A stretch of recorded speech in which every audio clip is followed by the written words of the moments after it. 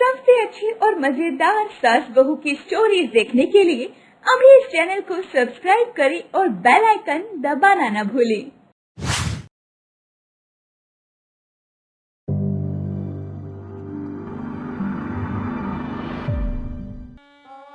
मेनका की नई नई शादी हुई थी और उसकी सुहागरात थी।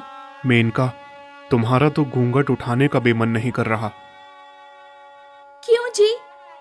तुम घूंघट में इतनी प्यारी और खूबसूरत लग रही हो। मुझे डर है अगर मैंने घूंघट उठा दिया तो तुम इतनी ज्यादा खूबसूरत लगोगी कि मैं कहीं मर ना जाऊं। अरे जो करना है जल्दी कीजिए, मुझे बहुत जोरों की भूख लगी है। ये सुनकर पंकज को थोड़ा सा अजीब लगता है। अरे मेनका, भूख लगी है तो पहले बताना चाहिए था ना। पंकज बातों में लगा ही था, इसीलिए मेनका ने खुद ही अपना घूंघट उठा दिया। लड़कों को बातों में ज्यादा इंटरेस्ट रहता है। अब जल्दी से मुझे मुंह दिखाई दीजिए। क्या चाहिए बोलो। मुझे कोई बहुत बड़ी चीज नहीं चाहिए, लेकिन हाँ, जो चाहिए अभी इसी वक्त चाहिए।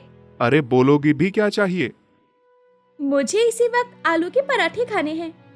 अरे बस इतनी सी बात, मैं अभी माँ से बोलता हूँ। पंकज ने जाकर अपनी माँ को सारी बात बता दी। बहू भी ना कमाल करती है। चलो आज उसका पहला दिन है, उसकी ये ख्वाहिश पूरी कर देते हैं। अब आधी रात में उसकी सास और ननद दोनों ने मिलकर आलू के पराठे बनाने शुरू कर दिए। तभी वहाँ पर मेनका भी आ गई। एक तरफ मेनका पराठे खाती जा रही थी, दूसरी तरफ उसकी ननद और सास पराठे बनाती जा रही थी। मेनका पराठे खाना बंद ही नहीं कर रही थी। उसके ससुर और पंकज ये सब देखकर बहुत हैरान हो गए। अरे मेनका, तुम्हारा पेट है या कुआं? 100 से ज्यादा पराठे खा चुकी हो। चलिए ठीक है, अभी रात का समय है तो आप लोगों को ज्यादा परेशान नहीं करती। शुक्र है ऊपर वाले का, तूने हमें बचा लिया। भाभी, आपने तो कमाल कर दिया। इतने पराठे तो हमारी भैंस भी नहीं खाती है, जितने आपने खा लिए हैं। रोशनी, किसी के खाने के लिए ये सब नहीं कहती, बुरा भी लग सकता है ना किसी को। अरे भाभी, मैं तो मजाक कर रही थी। खैर, मेनका की सास और ननद अपने कमरे में जाकर आराम करने लगती हैं। इधर मेनका भी अपने पति के साथ जाकर आराम करने लगी। रात भर उसे नींद नहीं आई, क्योंकि शायद उसका पेट अभी तक भरा नहीं था। इसीलिए सुबह मेनका बहुत जल्दी उठ गई। क्या बात है बहू, हमें तो लगा था तूने रात में इतने पराठे खा लिए हैं तो सुबह तक नींद नहीं खुलेगी, लेकिन तू तो बहुत जल्दी उठ गई। अरे सासू माँ, मुझे तो रात भर नींद नहीं आई। इतने कम पराठे मैंने अपनी जिंदगी में पहली बार खाए थे। मुझे लगा कि रात में आप लोगों को परेशान करना ठीक नहीं, इसीलिए मैं सिर्फ 100 पराठे खाकर सो गई। अब जल्दी से मेरे साथ चलिए, पराठे बनाने में मेरी मदद कीजिए। मुझे बहुत जोरों की भूख लगी है। अरे बहू, तू पराठे बाद में बनवाना, पहले मेरे लिए चाय बना दे। हाँ हाँ ससुर जी, आपकी चाय तो बन गई। मुझे पता था कि पराठे बनाने में टाइम लग जाएगा, इसीलिए मैंने आप सबके लिए चाय पहले ही बना दी। सासू माँ, रोशनी, पंकज, आप सब लोग भी चाय पी लीजिए। उसके बाद मैं और सासू माँ पराठे बनाना शुरू करेंगे। सभी लोगों ने चाय पी। जितनी देर वो सब चाय पी रहे थे, उतनी देर में मेनका अपना पेट पकड़कर इधर उधर घूम रही थी, क्योंकि उससे भूख बर्दाश्त नहीं हो रही थी।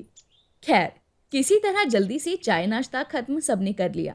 उसके बाद रोशनी और उसकी सास को मेनका ने किचन में बुला लिया। आप दोनों लोग जल्दी से मुझे पराठे बेल कर दीजिए, मैं पका लेती हूँ। क्या जमाना आ गया है, बहू के होते हुए भी मुझे काम करना पड़ रहा है। सासू माँ, आपने कुछ कहा? नहीं नहीं बहू, तू पराठे बनाने पर ध्यान दे। अब मेनका पराठे बनाती जा रही थी और खाती भी जा रही थी। उसकी सास और ननद बेचारी पराठे बेल बेल कर परेशान थी। कम से कम 3-4 घंटे वो लोग पराठे ही बेलते रहे, लेकिन मेनका का पराठे बनाना और खाना बंद नहीं हुआ। जब उसने लगभग 500 पराठे खा लिए, तब उसे थोड़ा सुकून मिला। रोशनी, सासू माँ, अगर आप लोगों को भी पराठे खाने हो तो आप लोग भी बना सकते हो। अरे नहीं नहीं बहू, हमारा तो पराठे बनाकर ही पेट भर गया। चल रोशनी, चलते हैं। ठीक है सासू माँ, आप लोग आराम कीजिए, नाश्ते में मैं सिर्फ इतने ही पराठे खाती हूँ। मेनका की ये बात सुनकर रोशनी की आंखें फटी की फटी रह गई। खैर, दोनों सास और ननद अपने अपने कमरे में चली गई और रोशनी ने अपनी माँ से कहा, माँ, भाभी इंसान है या कोई राक्षस नहीं? उन्होंने कहा कि अभी नाश्ते में वो सिर्फ इतने ही पराठे खाती हैं। जब उन्होंने नाश्ते में 500 पराठे खा लिए तो लंच और डिनर में कितने खाती होंगी? अगर ऐसा चलता रहा तो भाभी बीमार पड़ जाएगी। अब क्या कर सकते हैं बेटा, पंकज ने अपनी पसंद की शादी की है और नई नई बहू जो है ये, तो इसे ज्यादा कुछ कह भी नहीं सकते। बेचारी पराठे ही तो खा रही है, हमसे गहने जेवर तो नहीं मांग रही ना। खैर, इसी तरह दिन बीतते गए। मेनका सुबह दोपहर शाम रात पराठे ही खाया करती। एक दिन में वो 1000 से ज्यादा पराठे खा जाया करती, जिससे पूरा घर परेशान था। हर कोई उसे इतने ज्यादा आलू के पराठे खाने को मना किया करता, लेकिन वो किसी की बात नहीं मानती थी। 2 महीने के बाद करवा चौथ का दिन आ गया। हे भगवान, ये मेरी जिंदगी का पहला करवा चौथ है। मेरी जिंदगी में अभी तक ऐसा कोई दिन नहीं आया जिस दिन मैंने आलू के पराठे ना खाए हों। मुझे समझ नहीं आ रहा आज का पूरा दिन मेरा बिना आलू के पराठे खाए कैसे बीतेगा। तभी वहाँ पर पंकज आ गया। क्या हुआ मेनका, आज आलू के पराठे नहीं खाने क्या? देखिए, आप मेरा मजाक मत उड़ाइए। मुझे आज पूरे दिन बिना कुछ खाए पिए बिताना है। मेरा सपोर्ट कीजिए। मेनका, हम सब तुम्हें हमेशा इस ज्यादा तेल और मसालों से बने आलू के पराठे के लिए मना करते हैं, लेकिन तुम हो कि मानते ही नहीं हो। चलो, कम से कम आज करवा चौथ के बहाने तुम पराठे नहीं खाओगी। तुम्हें पता है तुम हर रोज हजारों आलू के पराठे खाती हो। इसका मतलब 1 लीटर से भी ज्यादा तेल और 1 किलो से भी ज्यादा मसाले तुम्हारे शरीर के अंदर हर रोज जाते हैं। ये सब कितना नुकसान करता है तुम्हारे शरीर को, अंदाजा भी है कुछ? देखिए, मुझे आप समझाइए मत। मेरा तो रोज का काम है। मुझे तो अभी तक कुछ नहीं हुआ। हाँ, कभी कभी पेट में दर्द होता है तो दवा ले लेती हूँ, ठीक हो जाता है। तुम्हें तो समझाना ही बेकार है। तो इस तरह से मेनका दिन भर आलू के पराठे के बारे में ही सोचती रही। वो अपना मन भटकाने के लिए कभी मोबाइल देखने लगती तो कभी टीवी देखने लगती, लेकिन उसका सारा ध्यान आलू के पराठे पर ही बना रहा। खैर, किसी तरह दिन बीता और रात हो गई। सभी लोग छत पर थे। मेनका ने छलनी से चांद को देखा, लेकिन उसे चांद की जगह भी गोल गोल आलू के पराठे नजर आ रहे थे। तभी उसने छलनी पंकज की तरफ की। पंकज का चेहरा भी उसे आलू का पराठा ही दिखाई दे रहा था। क्या हुआ मेनका, तुम्हारे मुंह से लार क्यों टपक रही है? साफ करो इसे। पंकज, मुझे चांद की जगह आलू का पराठा दिखाई दे रहा है और आपका चेहरा भी आलू के पराठे जैसा लग रहा है, इसीलिए मेरे मुंह में पानी आ गया। अब जल्दी से मुझे पानी पिलाइए ताकि मेरा व्रत टूटे और मैं जल्दी से नीचे जाकर आलू के पराठे बनाकर खा सकूं, तब जाकर मुझे चैन मिलेगा। खैर, पंकज ने उसे अपने हाथों से पानी पिलाया और मेनका का व्रत टूट गया। जैसे ही पूजा खत्म हुई, वो तुरंत भागकर किचन में आई और उसने अपनी सास और रोशनी को भी वहीं बुला लिया। सासू माँ, अगर मैंने 1 घंटे में 1000 आलू के पराठे नहीं खाए तो मैं जिंदा नहीं रह पाऊंगी। प्लीज मेरी मदद कीजिए आलू के पराठे बनाने में। खैर, उसकी सास और ननद ने मेनका के लिए 1000 आलू के पराठे बना दिए। मेनका दिन भर भूखी थी, इसीलिए पराठे खाती ही चली गई। 999 पराठे खाने के बाद जैसे ही उसने आखिरी पराठा खाया, वैसे ही वो बेहोश हो गई। अरे क्या हुआ बहू को? पंकज बेटा, जल्दी से डॉक्टर को फोन कर। पंकज ने तुरंत डॉक्टर को फोन किया। थोड़ी देर के बाद डॉक्टर आ गए। उन्होंने मेनका का चेकअप किया।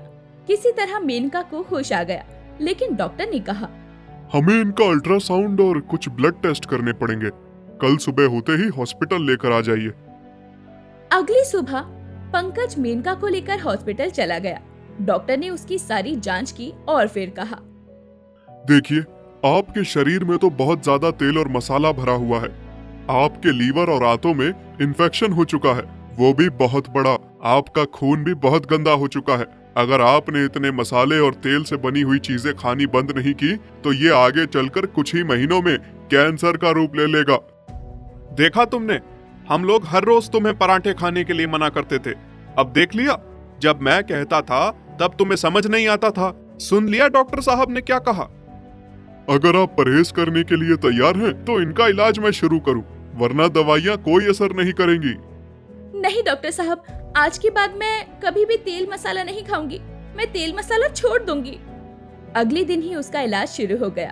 पंकज उसके लिए बहुत ही अच्छे अच्छे फल, ड्राई फ्रूट्स और जूस लेकर आता, जिससे कुछ ही दिनों में वो ठीक हो गई। अब वो हेल्थी फूड खाने लगी, जिससे उसकी सास और ननद को राहत मिल गई। अब सब खुशी खुशी रहने लगे।